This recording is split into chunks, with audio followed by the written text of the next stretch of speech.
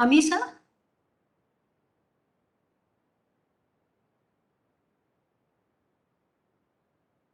Ami sir? Ruchi madam, I am just calling madam. Yes, Ruchi, you can Wait. start. Ruchi, you can start. Yes, sir. Yes, because sir is joined, so we are able to start the program. A very good morning to all. I, Dr. Ruchi Tripathi, Assistant Advisor with NAAC. I welcome all of you on behalf of National Assessment and Accreditation Council, NAAC. And also, I welcome our team, Professor Rami Kumarath, Advisor NAAC, yes, Ponmudiras, Advisor NAAC, Dr. Nilesh, Assistant Advisor NAAC, and myself, coordinating this program, today program. As you know, it is organizing a series of state-wise webinars for sensitizing the higher education institution across the country about the NEP 2020 and bringing the HEI for the NAAC assessment and accreditation process. In this regard, our webinar is focusing on NEP 6 parameter, that is multidisciplinary, interdisciplinary, academic bank of credit, skill development, appropriate integration of Indian languages, outcome-based education and distance education, online education is organized for all the university and affiliated college. In this regard, I request Professor Ravi Kumar Rath sir for the welcome and opening remarks. Professor Ravi Kumar Rath sir. Yeah. Good morning, one and all present here. We at NAAC conduct a series of webinars, as Dr. Ruchi mentioned, on national education policies. It's not only awareness, because awareness has already been done in last 1 year, 1.5 years. Most importantly, the implementation of NEP is very important in all the states. In this regard, we used to sensitize on the topic multidisciplinary and holistic education, academic bank of credits, then multiple entry and exit systems, promotion of vocational education, Indian languages, arts and culture, including Indian knowledge system, outcome-based learning, and online and digital education, ensuring equitable use of technology. Your participation in this webinar is very important. Your observations, the importance of this NEP, how students will get benefit out of it, whether the state will have difficulties in implementations, what are the difficulties, your observations, your discussions, your deliberations in this particular workshop will definitely be beneficial to all the stakeholders. Over to Dr. Ruchi for introduction of the speaker. Ruchi, please. Thank you so much, sir, for your opening remarks and welcome. Now, today we have with us Honorable Professor Anand Kumar Tyagi, sir. He is currently Vice Chancellor of Mahatma Gandhi Kasi Vidyapeeth, Banaras, Uttar Pradesh. Let me introduce a very brief. Dr. Anand Kumar Tyagi is an experienced professor and administrator with a demonstrated history of extraordinary performance in higher education industry. Strong background of more than 35 years of teaching and research in physics and material science and engineering experience, with excellent time tested skill of academic administration and leadership. He had been working as a professor for nearly 18 years at Shahid Bhagat Singh State University, formerly SBS Technical Campus, Firozpur, Punjab. He is one of the funding member and senior most professor not only in SBSSU but in the whole technical education department of the state of Punjab. He possesses diverse professional experience as a professor at Shahid Bhagat Singh State University, assistant professor at Guru Nanak Dev University, Amritsar, and scientist at National Council for Cement and Building Materials. His academic qualification include MSc, MPhil, MTech, PhD. He is an alumnus of IIT Kanpur. He has also undergone administrative training at IIM Calcutta, Kozhikode, and National Productivity Council for Academic Leadership. Tyagi has published more than 203 research papers in peer-reviewed international gender and international national conference seminars. He has also published more than 9 books chapters, and delivered more than 30 invited lectures, plenary talk, keynote session chairs in conference. He established the new research laboratory at SBSSU, completed 5 sponsored projects, and grant more than 10.5 rupees crores from various funding agencies like MHRD, World Bank, UGC, DST, AICT.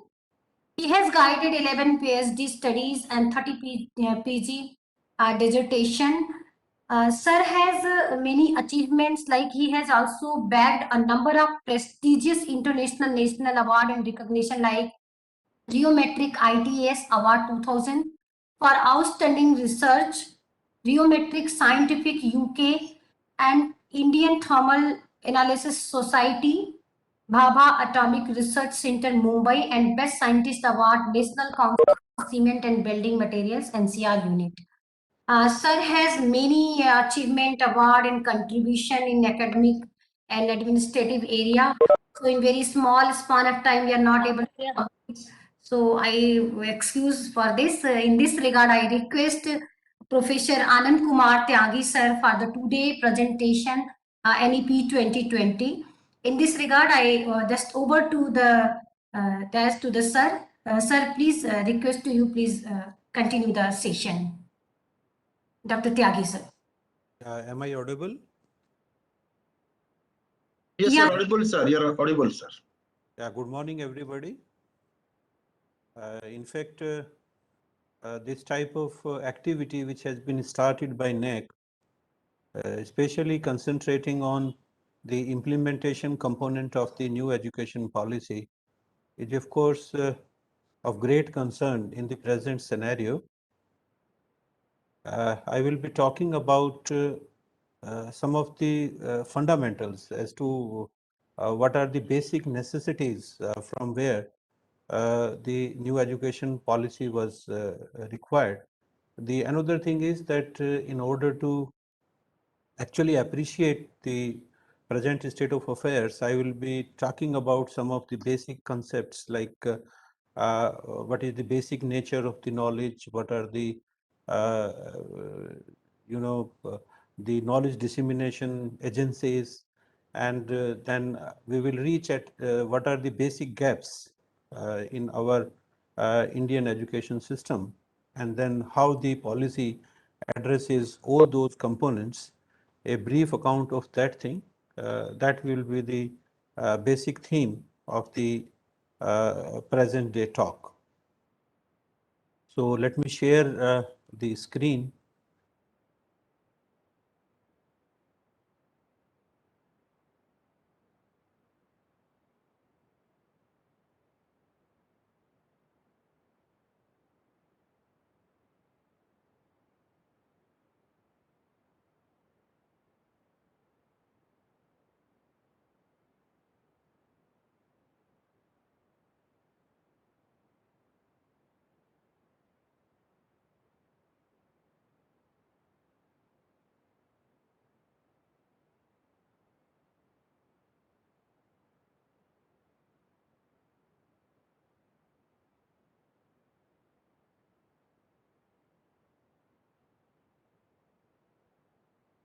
Is the screen visible to everybody?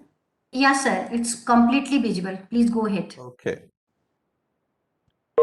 So basically, our intention will be primarily on the higher education institutions. And in this regard, I will start from the very important saying of the legendary Albert Einstein. He says that I never teach my people, I only attempt to provide the conditions in which they can learn. So that clearly emphasizes that how important the ambience, the environment is for learning. So that is what is the basic aspect. And I feel that is what is the basic theme of the new education policy is that we are creating an environment wherein the people can learn and they can utilize that thing not only for the upliftment of the mankind but also to earn their livelihood and other aspects.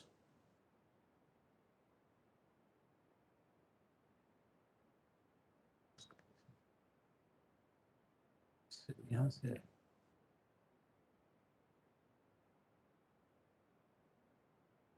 yeah, the another thing, there are billions of neurons. This is how the things they move in our brain, and this is how we actually connect ourselves to the environment.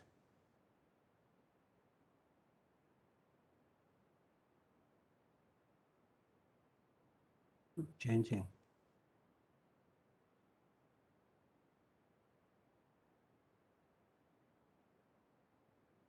The basic concern of the teacher in the educational system, as had been conventionally, basically it is classroom centric, and it basically concentrates on two aspects.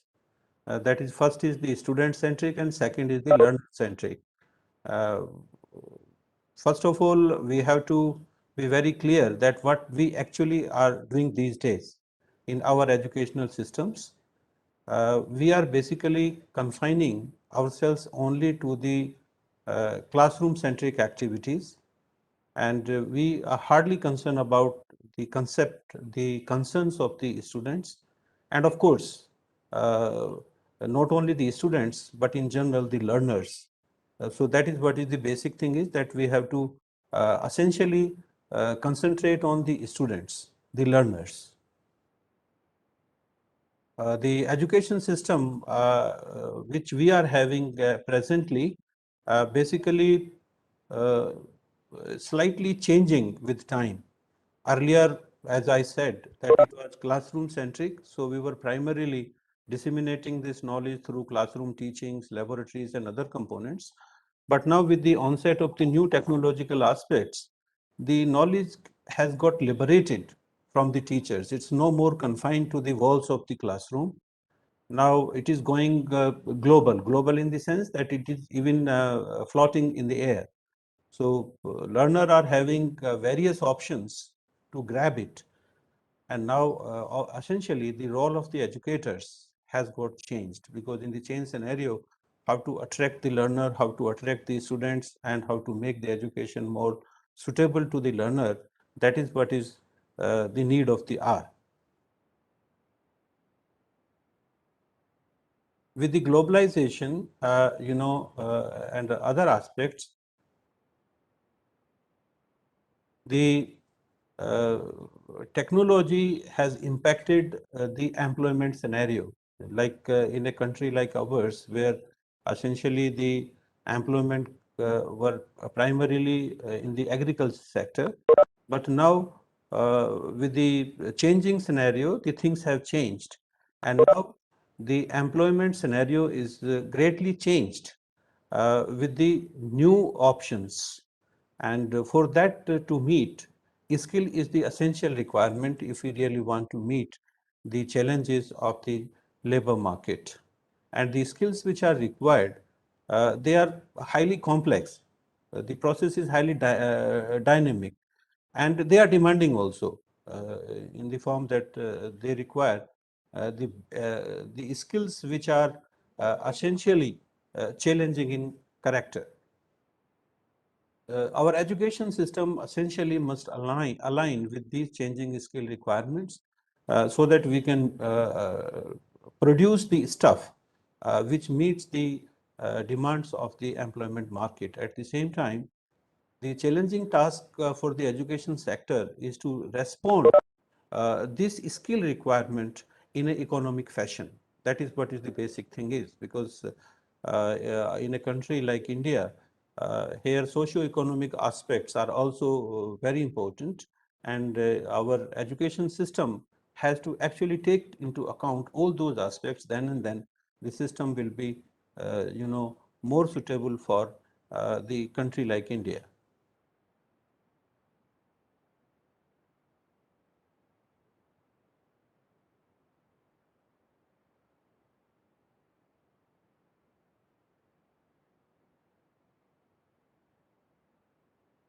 If you see the basic concept which we are using these days, lecture, exercises, project works, case methods, simulations, games, all these tricks, all these methodologies we are being using for dissemination of the knowledge to the learners.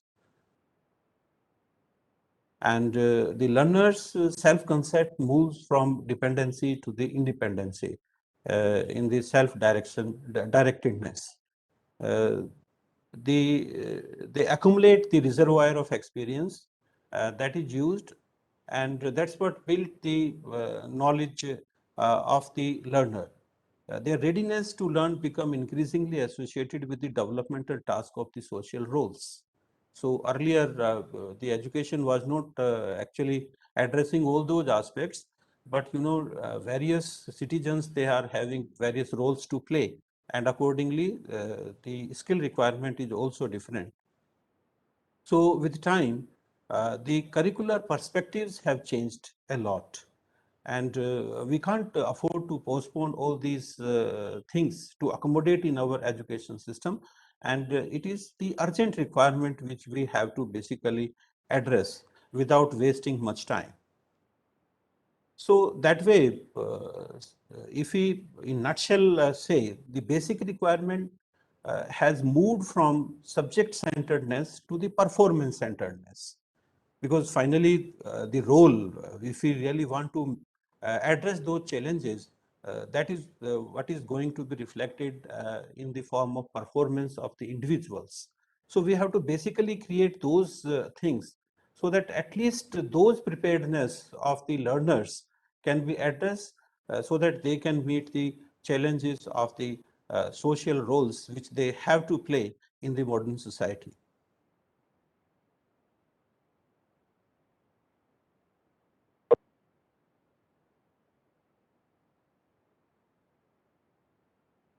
In this regard, the utterance of our Gurudev Rabindranath Tagore ji is highly relevant, that the highest education is that which does not merely give the information, but also make our life in harmony with the whole existence. That is what is the basic requirement is. Where we live, that should be in harmony of that. We may be very intelligent, we may be having the knowledge, but it is not in harmony with the society, harmony with the present scenario, then it is of no use. So we have to basically make our education in such a way so that it helps the society to develop and to achieve its goals and make the life more comfortable and meaningful at this planet. So what should be our mandate? What should we actually do? How we should move about? That is what is the basic question is, especially before the educators, before the educational institutions. And for that thing to understand, we have to basically concentrate on what actually the knowledge is. We have to essentially start from there. Unless or otherwise, we will understand the basic nature of the knowledge, it will be very difficult to actually work on it. So the first important aspect is the creation of the knowledge. Creation of the knowledge is being done in almost every sphere of knowledge sphere, in various disciplines, various subjects and other things. The knowledge creation process, anyway, it may be innovative, it may be through experience, or it may be through many other processes, as we all know, since we are involved in this business of the generation of knowledge. And the next thing is how to share it. And the sharing, here comes the role of the teachers and the educational institutions. How to make the sharing more and more, useful, more and more effective, so that we can disseminate this thing in a better fashion. We can make it more relevant to the societal needs, to the need of the hour. And the third important aspect is that how to preserve, because that is also a challenge. If we are creating the knowledge in this hour, in this time, in our time, and if we are somehow not able to preserve it so that it can propagate to the next generation, then it will not be of use. So these three aspects, they are very much, should be in coherence. We have to create it, then we have to share it, and then finally we have to preserve it so that this knowledge can be used in the days to come. But at least one thing is very much clear, that at the helm of the things lies the knowledge. It is the key thing on which we have to basically concentrate, we have to basically understand, then probably we will be able to do justice with the our requirements, our society, our planet. This clearly depicts that how important the knowledge is. The basic economic resource, the means of the production, is no longer capital or assets, no more the natural resources, no labor. It is basically the knowledge and the knowledge.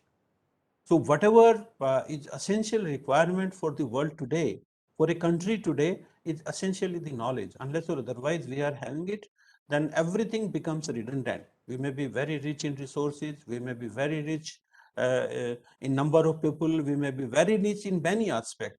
But if we are not able to use this knowledge meaningfully, then probably everything becomes redundant. So what is the basic thing? That in an economy where the only certainty is the uncertainty, we are sure that uncertainty is the basic thing which we are sure of. Nothing is sure in this planet today. So the only one thing which is going to help us, which is going to make us more competitive, and which of course is better than anything, is the knowledge only. That is what Nonaka pointed out, and we appreciate this thing in a more better fashion in the present scenario. Anyway, wherever comes the knowledge, then anyway we have to talk in terms of certain organizations which are involved in the business of knowledge dissemination. Then these systems, these agencies which are involved in the business, how they are to be evaluated. What are the things which should be there, which we should address? So essentially we are having the knowledge component, that is what is the starting point is. And then this knowledge is to be disseminated.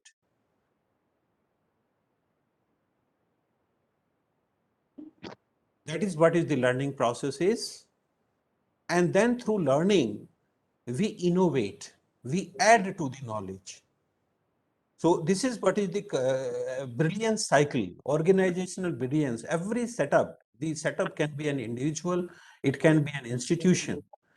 It has to start with a particular launch of the knowledge, which we are having in our system presently.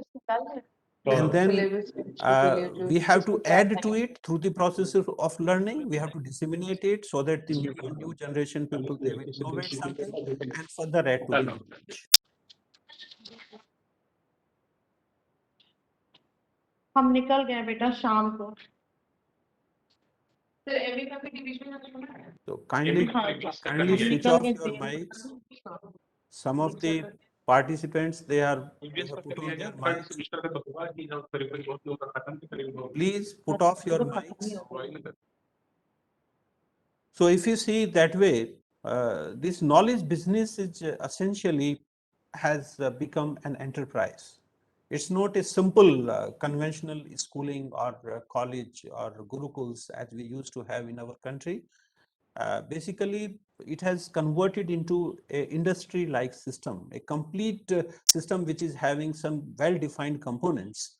And well-defined components, as we all know, knowledge is the key thing, from where things start, and then the people, those who will be playing with the knowledge, so that at least their life will become comfortable, their sustainability can be ensured. And then the third component, which has recently added in 20th and 21st century, is the technology.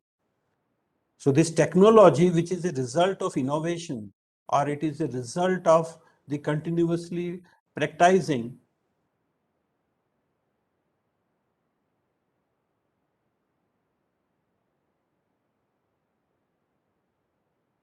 the technology component has become more relevant in some recent years, because you are having certain technological developments which are affecting the knowledge dissemination process in a great way. So if we will be taking into account all these components, then we will be having certain best practices. Value system will evolve, and that is what is the basic need of the RAs. And the most important component is that this value system has got very large number of parameters. These parameters, they may be geographical in nature, they can be societal in nature, they can be even climatic in nature. So all those aspects, they have to be taken into account. And then probably the system will be emerging, system will be having certain values which will be ensuring the proper dissemination of the knowledge in an influential and in a meaningful fashion.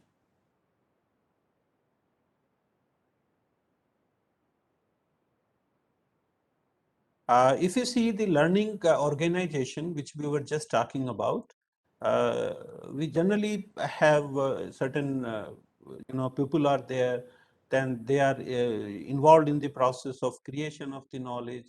Some of them are in the process of getting the knowledge, and some of them are basically involved in the business of transference of knowledge.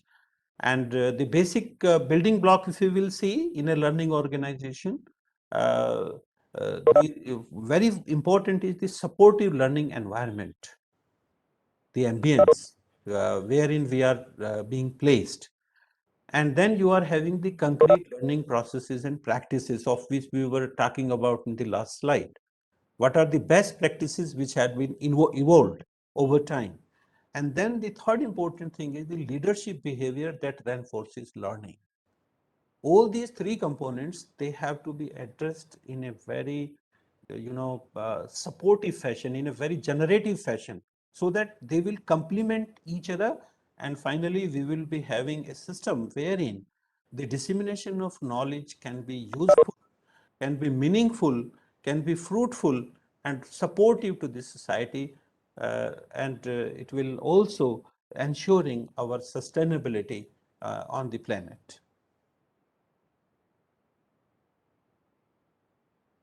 If you will see basically the knowledge cycle, then anyway, two things are very important. The first thing is the innovations, because innovation is the most effective fashion to contribute to the knowledge. So that is one important aspect which we have to see. And the second important aspect is the knowledge management cycle, that how we will be managing the knowledge.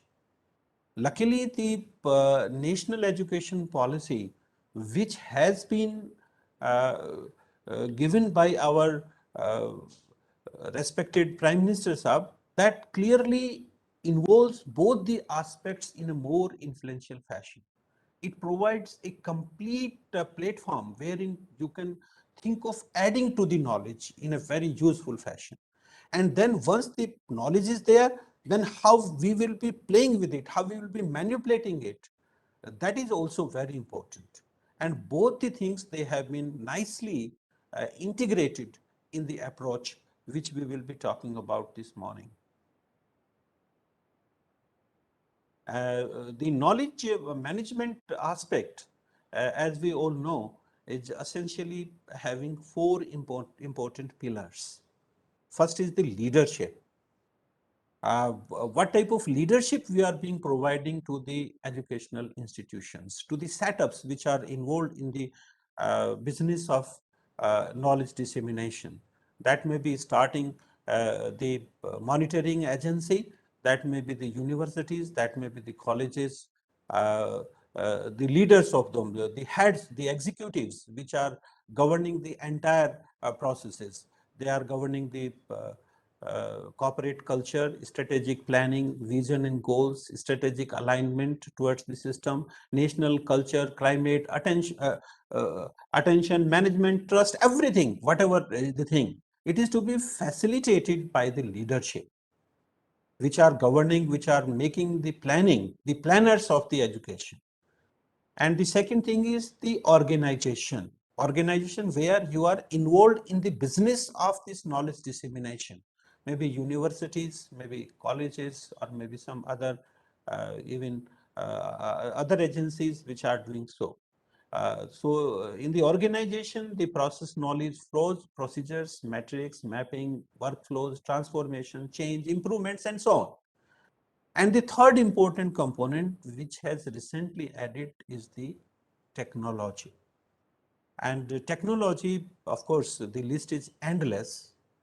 We may be having various ways and means through which whatever technology is available that can be used, that can augment our knowledge dissemination process.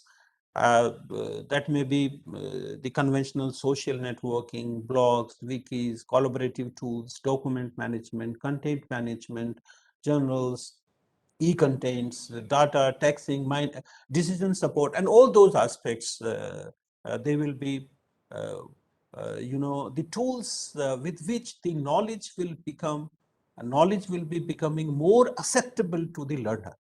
That is what is the basic purpose of the technology is.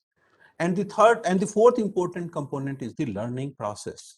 The communities of practice and interest, e-learning, innovation, virtual teams, lessons learned, best practices, after action reviews, and retrospects and other aspects. Whatever has been evolved, what is being evolved, and how the technology is being used, what are the platforms created which facilitate the process of learning and augment the learning process so that it becomes more learner friendly.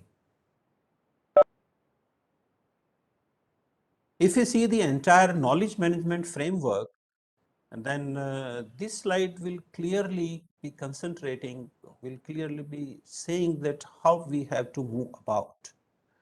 At the center of it is the vision and mission. We have to basically, essentially define what is the vision and mission. And vision and mission are the things which depends on various aspects. What are the social aspects? What are the economic conditions? What is the geographical location? What are the stakeholders expecting from the educators, from the educating agencies, from the universities, from the colleges? All those aspects, they are to be taken into account. And then you are having the people, processes, leadership, technology, all the four components, all the four pillars which constitute a knowledge management system. And then anyway, the basic interplay of the knowledge with the human resource. That may be share, store, create, identify, apply, and all those aspects. And then comes the learning, the capacity enhancement, innovations, all those aspects which basically augment our students, our learners with the skills which are of relevance, which are of the contemporary relevance. And that's what probably will be reflected in terms of various parameters like organizational capabilities, then profitability, then quality, then productivity. All those aspects are the indices which basically be measuring that how successful we are as the knowledge dissemination agency or individual.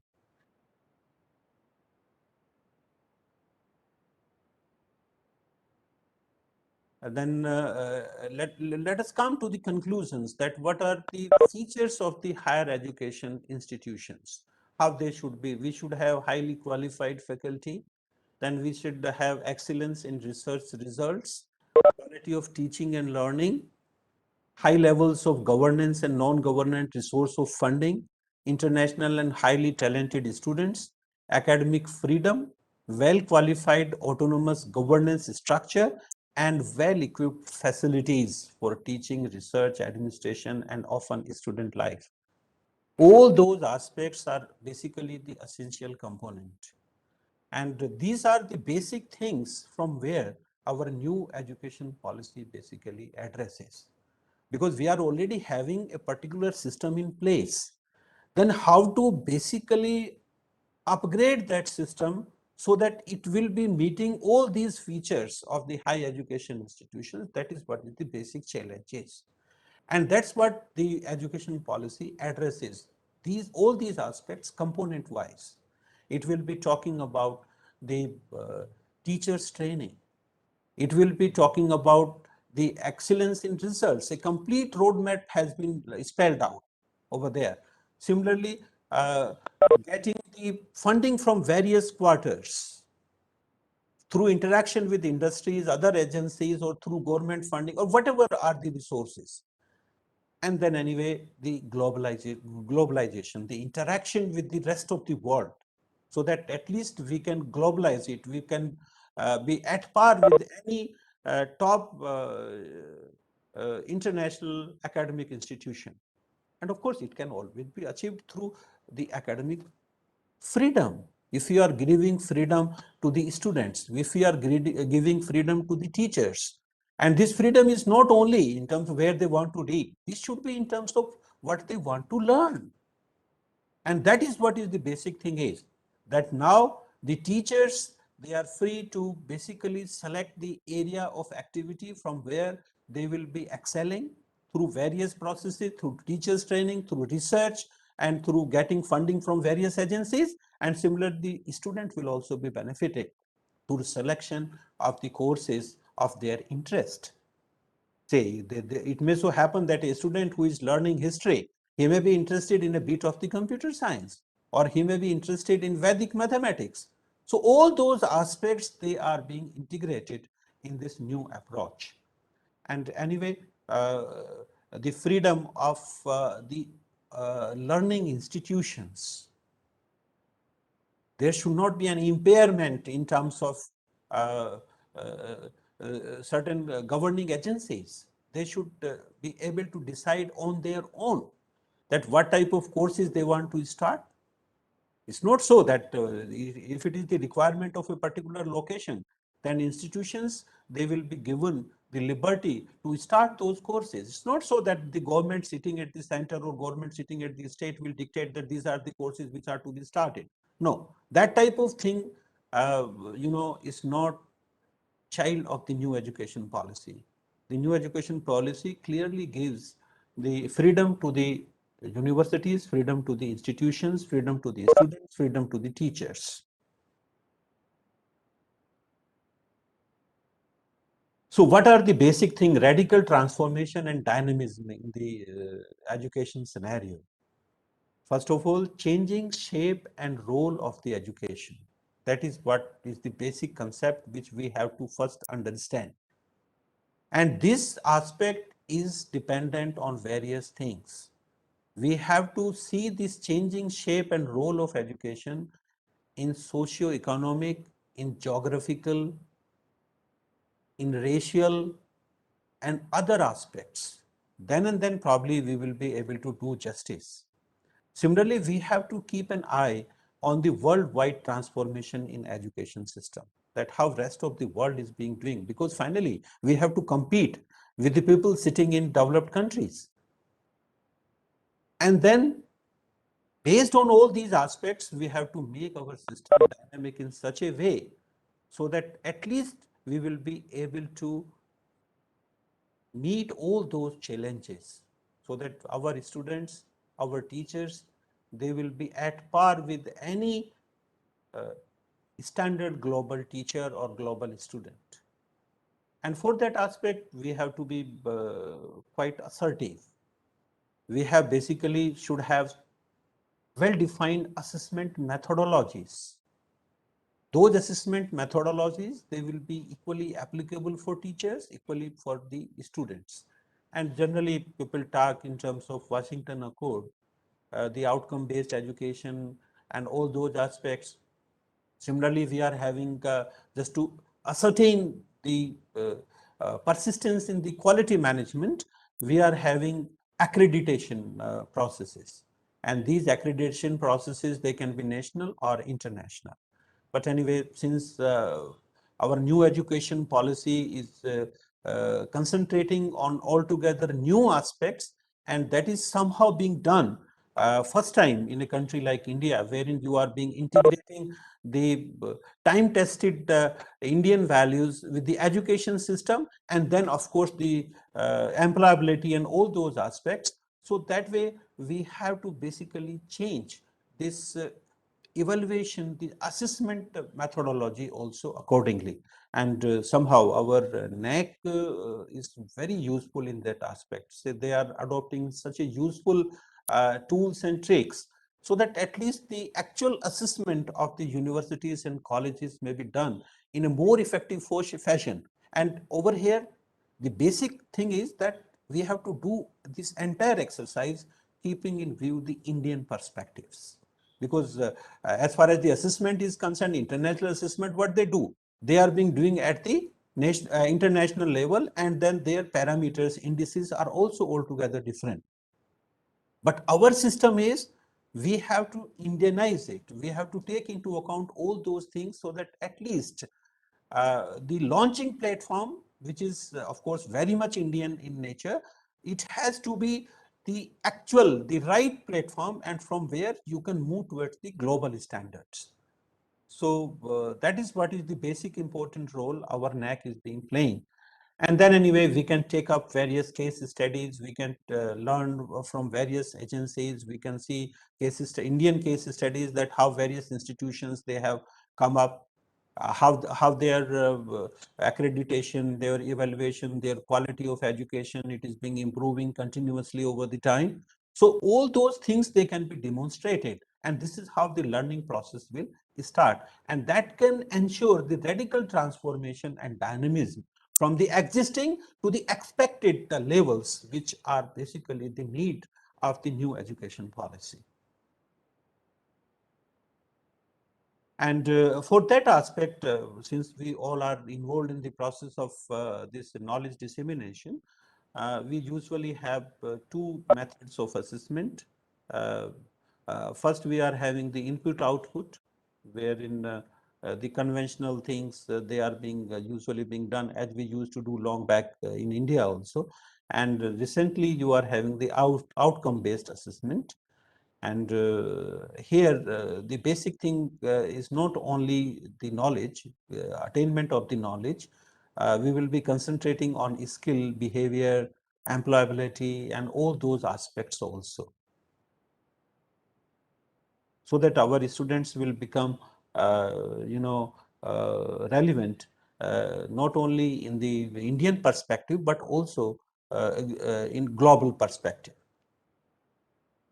What are the basic things which generally we feel that must be learned from the implementation of the outcome-based education? In other words, what is expected of us once we are thinking of the outcome-based education system? First of all, we have changing to an outcome-based curriculum, revised vision, leadership, and commitment to the large number of faculty. That is what is the basic thing is. Faculty here does not mean only the teachers. Faculty here, we mean the various traits of the human being, their capabilities, their knowledge, their property, all those aspects, all those faculties are to be addressed. Then curriculum is now embedded with the general acceptance, more work. However, it is needed to fine-tune the curriculum.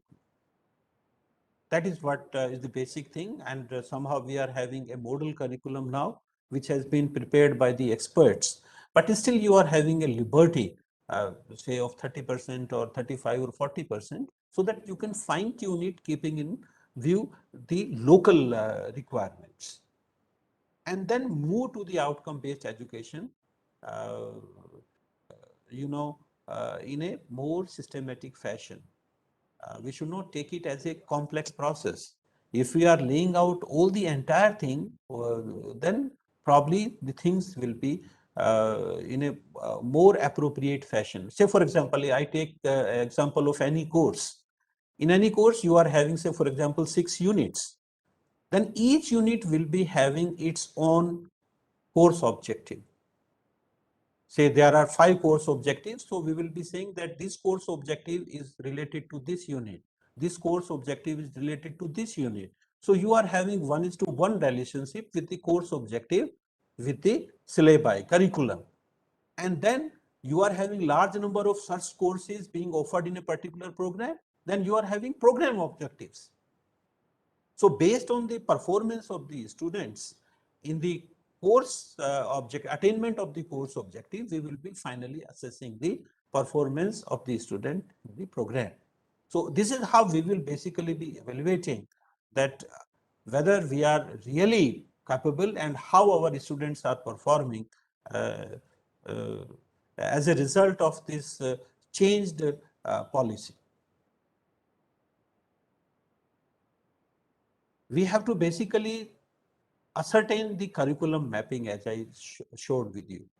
Say how whether a particular course objective is obtained or not, and that mapping is to be done, and the complex relationship among learning outcomes, learning opportunities, curriculum content and assessment of the students thus will be well understood, and that will be used as a feedback for the coming sessions. Again, we will be working on the curriculum and we will be making it more relevant to the system demonstrated seeding of the best practices. If we will be continuously doing these practices every year, then anyway, the results will obviously be quite encouraging, and we will be ensuring better quality of the education. These type of practices, they are being followed worldwide, and from there we get the concept of the world-class universities, WCUs. These are the basic components. You are having a student teaching staff, we are having supportive regulatory framework, then you are having public budget resources. And anyway, all the three things they will be addressing: concentration of the talents in the form of students and teachers, human resource, then favorable governance in the form of uh, various regulating agencies, various executives which are heading the educational institutions, and then you are having large number of resources, abundant resources. These resources are to be identified and exploited. And the first two components, they will be resulting into good quality graduates. The second, on the right side, you are having good research output, and the lower one, you are having technology transfer. So all the three things, they will be essentially contributing. All three pairs, they will be contributing either to the good quality graduates, to the good research output, and of course, patentable and transferable technologies. And if we are having interpolation all these three things, that is good quality graduates, research output, and then technology transfer, then what you get is the world class educational institute, the world class university. So we have to basically start from the concentration of the talents, that is the student and teachers, and then we have to identify the resources, and then favorable governance we have to provide, and then we can expect the excellent results. Then we may be probably be aligning ourselves to the best practices, and thus will be among the top class universities in the world.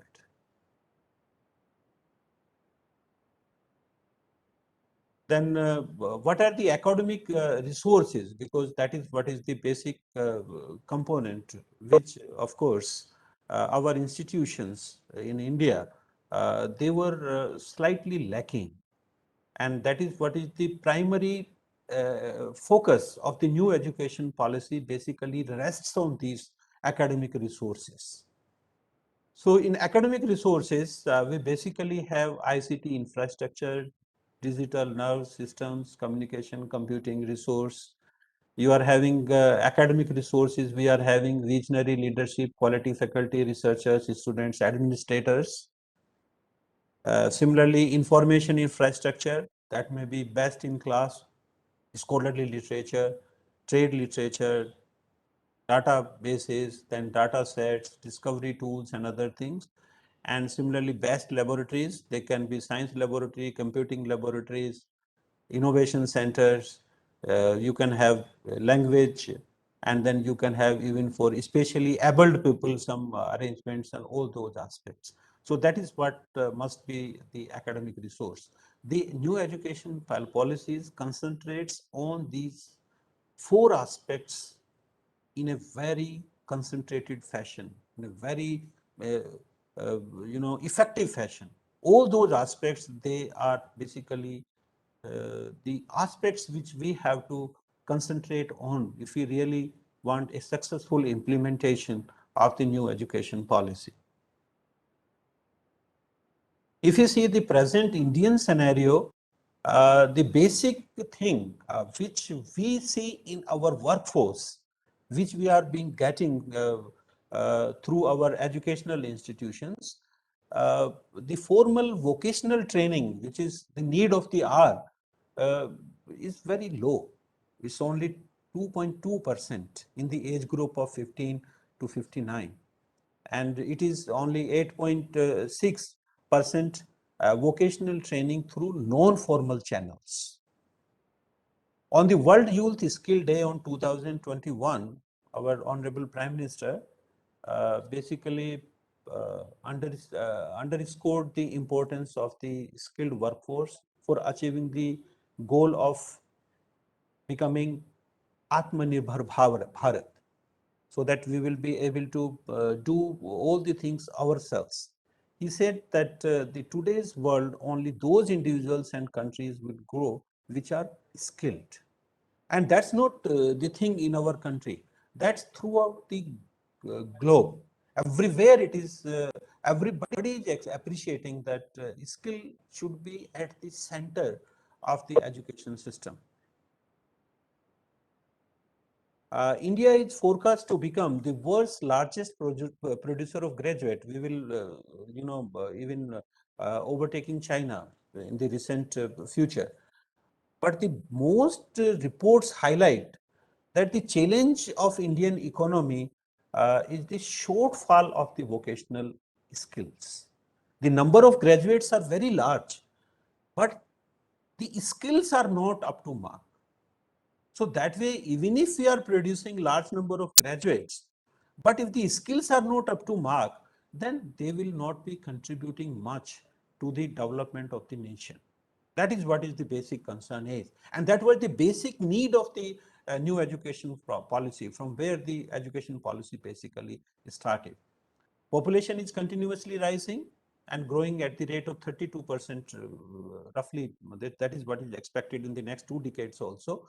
And tens of millions will be people, they will be coming every year. And then anyway, what will be the fate of the job scenario?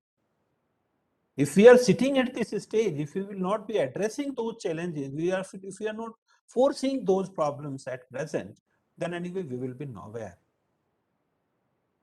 If you see the present scenario, only 2.3% of the workforce have formal skill level, formal skill training.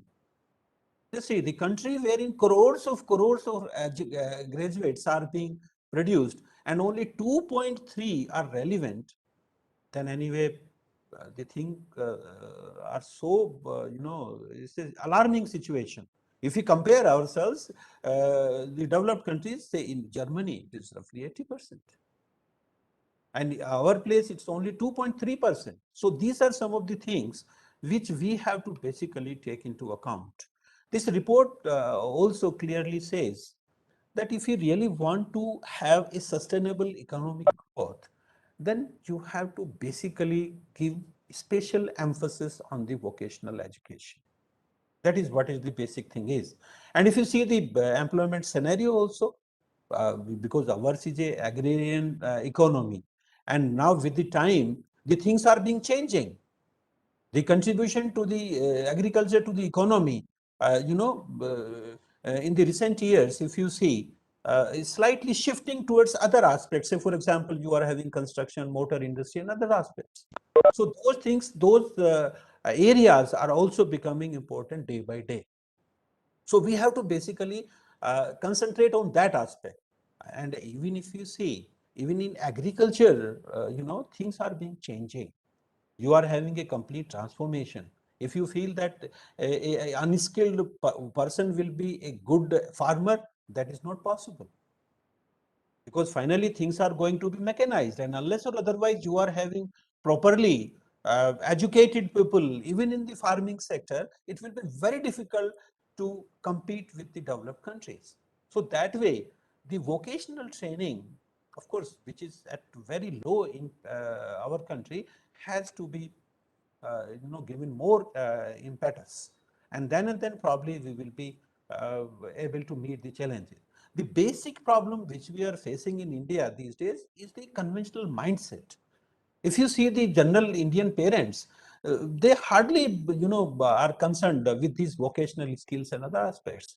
We have not appreciated the importance of the vocational skill. So that way, if we are as an educator or as a technologist, if we are being concentrating only on developing the skill, and if we are not telling to rest of the part of our society that skills are the need of the hour, then the purpose will be defeated. So we have to basically adopt a twofold approach. On one hand, we have to generate the graduates which are equipped with the desirable skills, and at the same time we will also be creating awareness among all stakeholders. So the educational institutions, they are having a twofold role to play. Earlier, we were being only involved in the business of dissemination of knowledge, but now dissemination of the knowledge which is oriented towards a specific skills. And then you have to address all the concerns of all the stakeholders. You have to make them aware that these are the things which are available, and this is how the things will be made more better.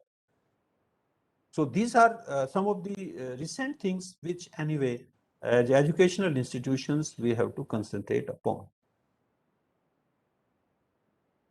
So that is what is the data comparison of the rest of the countries. USA, Germany, South Korea, the figures are quite high, and we can see that our situation is not good.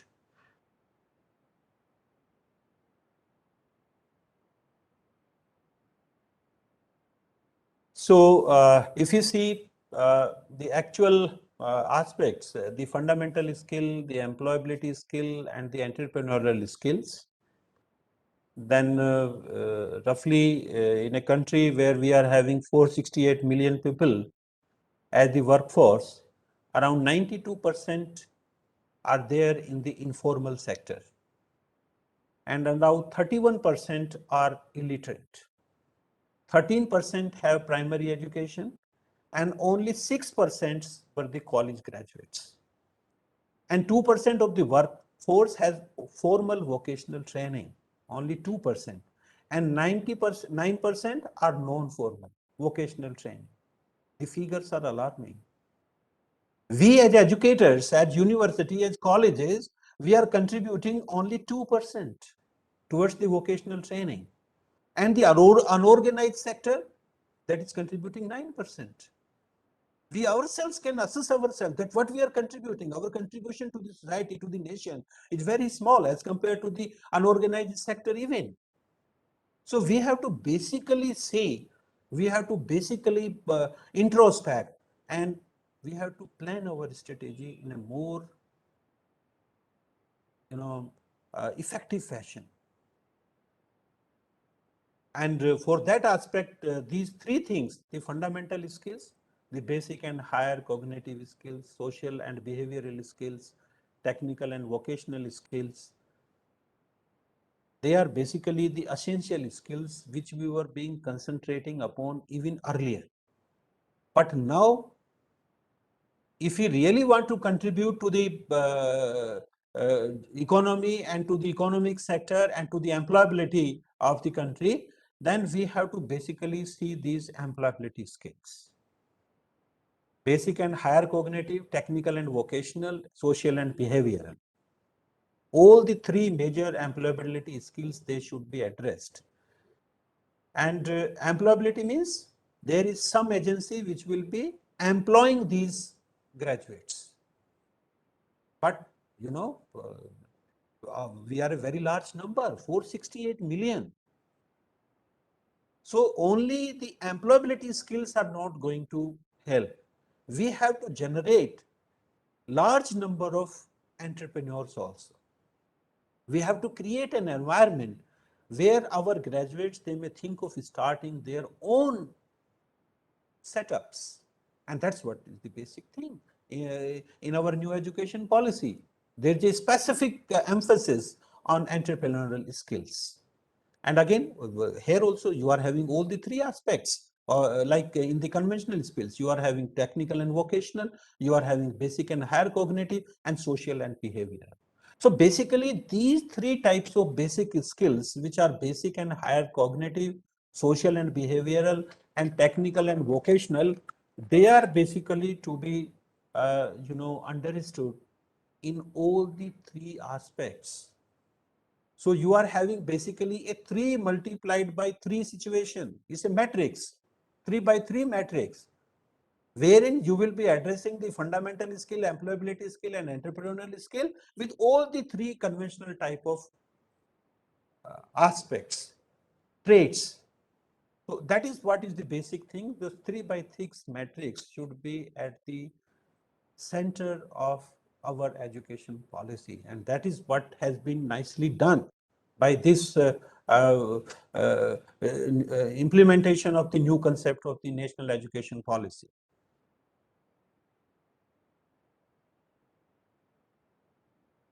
Very few number of students receive vocational training because vocational education in past focused largely on grades 11 and 12. That is one limitation our system used to have. Similarly, students out of grade 11 to 12, their vocational training often did not have well-defined pathways with their chosen vocations in higher education that led to high drop of the output. Let's say a wrong policy has resulted into an after effect which is suicidal. We have not addressed these concerns at the school level.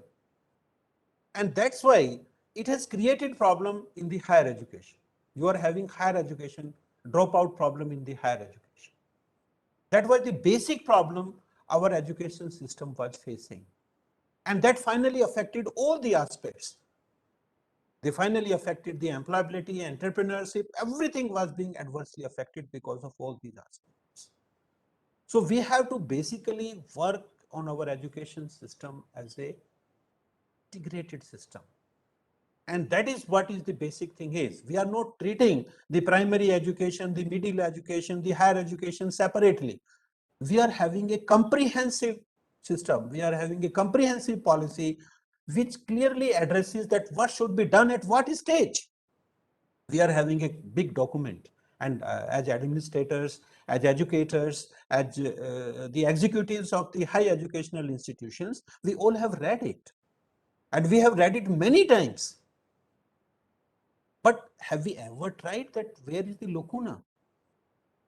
That aspect has to be done, and those lacunas are to be addressed in a proper fashion.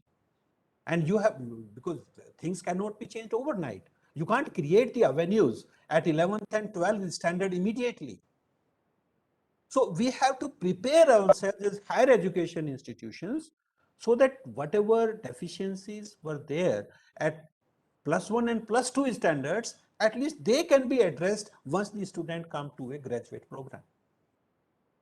And that is what is being done almost by everybody in this country.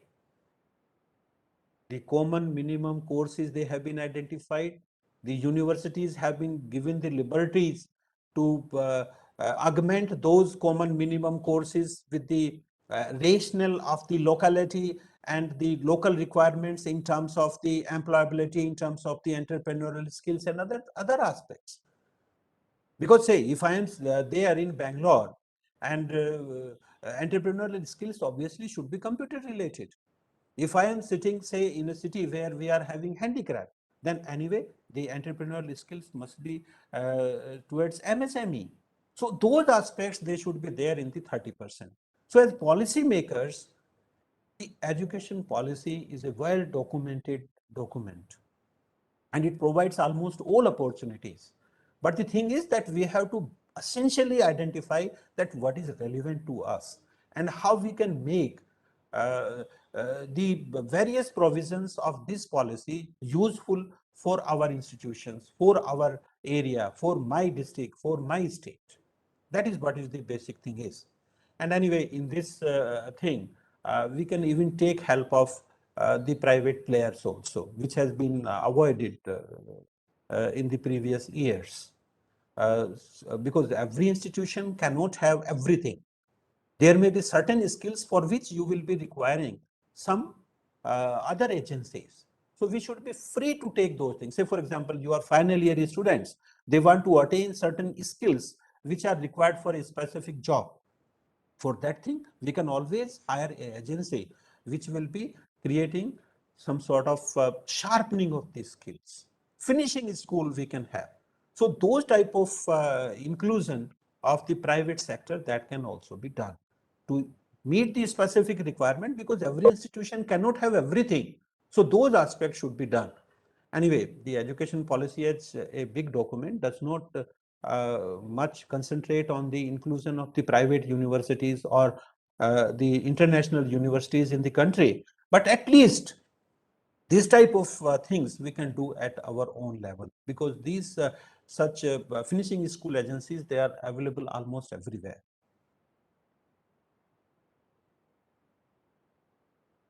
This vocational education,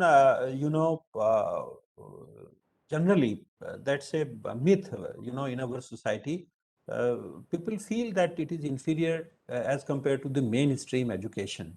That myth has to go. There is a lack of opportunity for continuous skill upgradation. Say, for example, if you are having a student, he has done ITI and now he is working somewhere, then there is no avenue that he should upgrade his abilities. Then say, for example, at ITI he is having some skills. Then say if you want to go to diploma, there is no avenue. But the new education policy provides that. The multi-entry, multi-exit program, which are the basic theme of the education policy, they provide those aspects. Similarly, say over the years, we will remove this myth of inferiority of the vocational training, vocational courses. People will start appreciating. There was no clear vision or certification of the degrees of the unorganized informal sectors. That is still there. That's what we have to basically take those unorganized sectors with us. We have to associate those unorganized sectors with our educational institutions. And we may start certification, we may start some collaborative programs. That type of thing probably can be done, so that at least it will be greatly contributing to the enhancement of skills of our graduate students. We have already seen that the educational institutions are contributing only 2% and unorganized sector 9%. So that 9% must be tapped by each educational institution, so that at least if we will be working together, then we can contribute to the popularization of these vocational education in a big fashion, in a big way.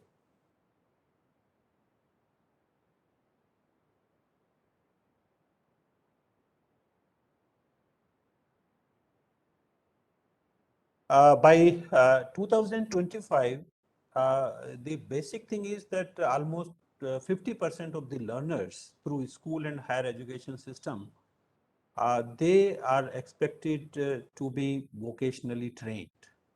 That is what is the basic objective is. And that is possible only when we will be chalking out a very focused strategy, wherein we will not only be utilizing our resources, we will be utilizing the potential of the unorganized sector also. And the beginning of this vocational exposure has to be done in the early stage, at the middle or secondary school stage, and so that by the time the student comes to the higher education system, they will be greatly employable. One more important thing will be there, that if we will be starting this thing at an early stage, So some of the students, which may probably because of economic reasons or otherwise, if they are not able to go for higher education, at least they will be employable even at the early stage. And if they go for the higher education, then their skills will be further augmented, and they will be they will be suitable for much better jobs. So we have to basically ensure that every child learns at least something, some skill, some vocation, so that at least he may not look at others for his or her livelihood. They can, go for, for their livelihood on their own in a more respected fashion, so that at least social respect of the various peoples, they will also be increased. We may basically train our children even in local arts, in Indian arts, in artisans and other things, whatever. It has to be a skill, and so that at least the livelihood of a particular child that can be ensured.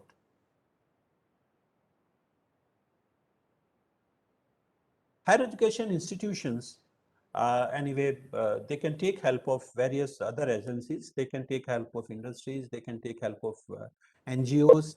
They can also take help of some other institutions, agencies. They can be national or international. And we can have the vocational courses available for students at almost at every level. Maybe at bachelor level, we may have 4-year multidisciplinary programs and other aspects. And the new education policy clearly concentrates on it, on multidisciplinary education. And we can go for some specific training centers.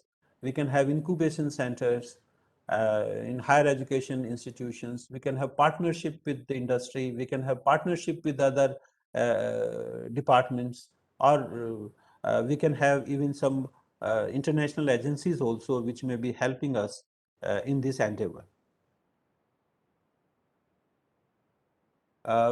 Recently, this Lok Vidya, which is an important vocational knowledge platform that is to be made accessible to our students, and it will be basically integrating our pure education with the vocational system.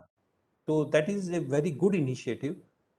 We can have this thing, and so that at least along with the education, they can also be learning about the vocations, and ensure two important things: their livelihood, and the number of the dropout students will also be reduced this way. The Indian standards will be aligned with the Indian standard classification of occupants maintained by the International Labour Organization. And anyway, the third important aspect, which is there in the new education policy, is the credit-based framework. Credit-based framework, is something which is very useful for students. Say a student is being reading over here, he completes some specific number of courses, so that credit that will go to his credit. And say tomorrow he shifts to some other university, those credits are already there with him or her, and then he can further, or he or she can further add some more credits to him, and this is how he may uh, complete all the requirement of certain specific programs. Those programs can be the certificate programs, they can be the diploma programs, or they can be even the degree programs. So this is how you can have flexibility, you can have mobility, you can have freedom everywhere. And not only this, even this also provides the child, say for example, a child is reading over here, he is not finding himself suitable, he finds that things are not suitable for me over here. He can earn certain credits, may shift to some other university depending on the consent of the two. The story does not end over here. It may also happen that a student had completed certain things at UP, and tomorrow he shifts to, say for example, Karnataka, and he want to continue over there. So that is also possible. We are going to have a portal, a national portal in this regard, wherein we can have this type of credit bank concept. And here, one important thing I would like to mention, that Uttar Pradesh government has recently launched such a platform. Already, I think the other day we were having a meeting also. We all were being present over there, and we have seen that how this credit bank system is going to work. We start with, we will be talking about the UP, that will be working in UP only. And we were talking in that forum, and it was shared that this platform, the platform which is being created for Uttar Pradesh universities, it will be having some sort of migration. It may have some migration towards the national portal also. So that way, you will be having integration of the local concepts with the national concepts. So that is something which is going to further strengthen the education system in our state. The possibility of offering of vocational courses through open distance mode, that is the another important aspect of it. This open distance learning mode, cannot be extended to all subjects, but at least we can concentrate on that, on which type of subjects it is possible. But anyway, we have to have certain centers where certain practical training is also to be provided. So we can have a hybrid sort of approach, that we can have some components in a vocational fashion, and then we can have some specific centers at district level or at university level, wherein the students can go and they can basically learn the practical aspects also. So we can have a complete, setup, a complete mechanism has to be worked out, wherein all the stakeholders, they will be integrated together, and you will be having a system like NCIVE, and it can further enhance the popularity, the acceptability and extent of the vocational education. So the ultimate aim, basically, if we see, as far as the education policy is being concerned, that we have to basically address the multidisciplinary nature, the education in a holistic fashion, so that it will ensure the all-round development of the student, ensure the employability and livelihood, so that the person can live respectfully in the society. The another important thing which we have seen, the flexibility and portability at state level and at national level through academic bank of credit. That is the another important aspect the education policy provides. Then the third important thing is multiple entry and exit systems. That will further reduce the problem of dropouts. Say a particular student is a diploma student, want to go for, say for example, a degree student for a degree program. So anyway, he or she can do that thing through multiple entry programs. And if he has somehow, because of certain problems, if he is not able to continue the next year, he will be given a degree, a diploma, or a certificate, depending on what he has achieved, what he has completed.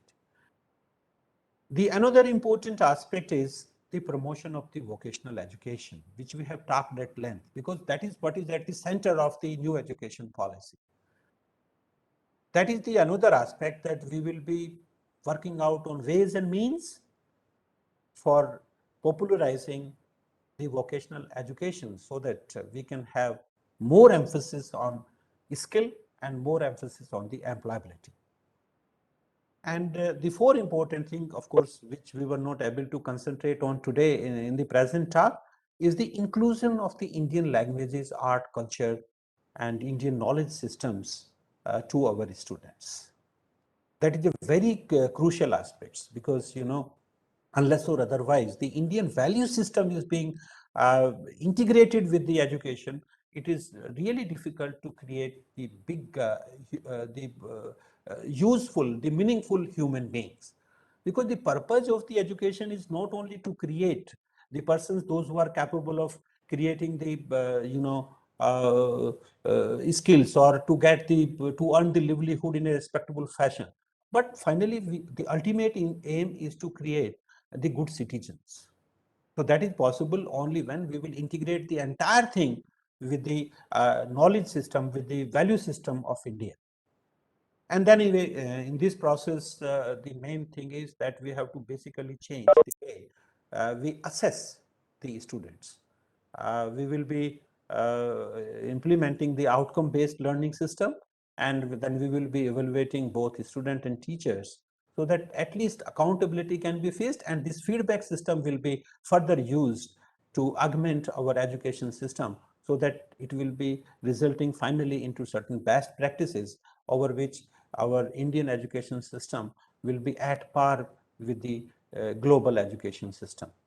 And anyway, in this process, we have to concentrate on online and digital education means. Almost all the technology, the entire technology is to be used to perpetuate all these concepts and ensure that our students, whatever accessibility they are having to this new technology, they can use it for attaining the skills and to use it to make them suitable for employability, so that they can live as a respectful citizen in the society and may contribute towards the development of the state, may contribute towards the development of the nation as a whole. So that is what is the basic thing is. I feel we will be appreciating all these aspects, and if we will be implementing these things meticulously, then probably we will be able to achieve the same Gaurav as we used to have in the ancient India, and we will certainly be a country wherein we can attract more and more international students, and our education system will be at par with the education system of any developed country. With these things, I join hand with all the educators, all the policymakers, all the teaching fraternity who have joined today this morning and discussed all these aspects, and hope that this type of thing will continue in the days to come, and we will be benefiting ourselves through this type of interaction. Thanks a lot for listening patiently.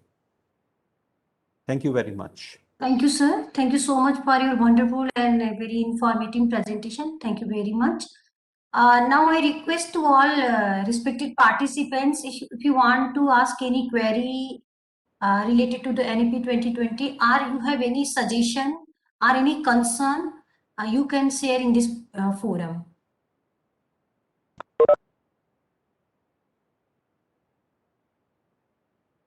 If any have any query or any suggestion, anybody wants to say related to the NEP 2020, I request to all the participants, please raise your hand.